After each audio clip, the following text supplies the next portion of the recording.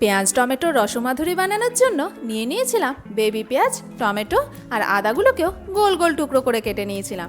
কড়াইয়ে তেল গরম হলে দিয়ে দিলাম গোটা গোটা খোসা ছাড়ানো পেঁয়াজগুলোতে হালকা একটা সুন্দর কালার ধরলে অ্যাড করে দেব অর্ধেক করে টুকরো করে রাখা টমেটোগুলো। সেগুলোকে দিয়ে একটুখানি নাড়াচাড়া করে দিয়ে দিলাম আদার টুকরোগুলোকেও। আদা, পেঁয়াজ, টমেটো হালকা ভাজা ভাজা হয়ে এলে দিয়ে দেব বেশ কয়েকটা গোটা গোলমরিচ আর একখানা ভাজা মশলা। ধনে জিরে শুকনো খোলায় ভেজে হাফ ডাস্ট করে নেওয়া। মনে রাখবে মশলাটা কিন্তু হাফ ডাস্টই করতে হবে। দিয়ে দিলাম আন্দাজ মতো নুন। মশলাটাকে জাস্ট 2 মিনিটের জন্য ভালো করে কষিয়ে অ্যাড করে দেব পরিমাণ মতো জল। জলটাকে দিয়ে ভালো করে মিশিয়ে চাপা দিয়ে হতে দেব জাস্ট 10টা মিনিটের জন্য। পেঁয়াজ ভালোভাবে নরম হয়ে এলে তাতে অ্যাড করে দেব বেশ খানিকটা কর্নফ্লাওয়ার গোলা জল।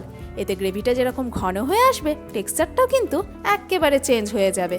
খুন্তির সাহায্যে পেঁয়াজের ওপরের লেয়ারগুলো হালকা করে খুলে দিয়ে অ্যাড করে দেব বেশ খানিকটা রোস্টেড সাদা তিল। তিলটাকে ভালো করে মেশালেই রেডি হয়ে যাবে আমাদের পেঁয়াজ টমেটোর রসমাধুরি। একেবারে ভিন্ন স্বাদের নতুন একখানা পদ। দেখতেই শুধু সুন্দর না, খেতেও কিন্তু অসাধারণ হয়। রুটি, পরোটা, লাচ্ছা পরোটা সব কিছুর সাথেই জমে যাবে।